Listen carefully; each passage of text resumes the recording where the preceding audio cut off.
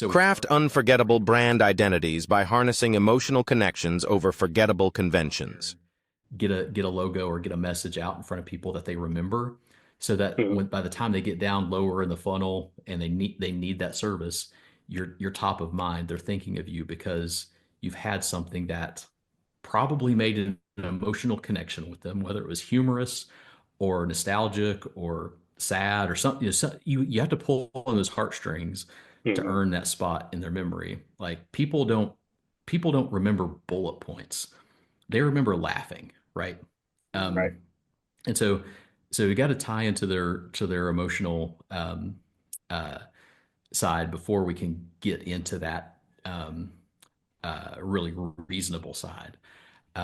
You've probably heard that saying that you have to see a logo, or you have to hear a name 10 times before you remember it. Mhm. And that's most of the time that's true, because most advertising, again, is kind of boring and forgettable.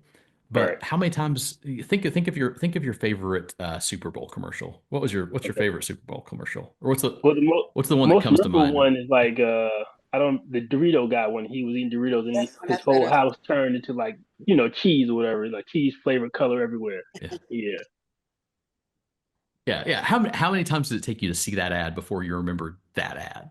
like once or twice. Like yeah, not Yeah, many. because it was done really well. Right. And I think a lot of businesses, they shy away from standing out.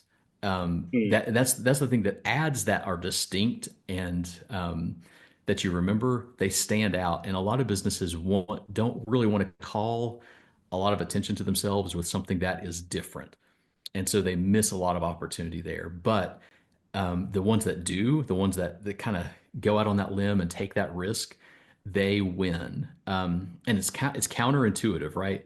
Like hmm they're playing it safe is actually riskier than being risky. And so Yeah. what we try to encourage our clients to do is find some opportunities where you can be distinct, and really set yourself apart, and then all of your other marketing becomes a lot easier.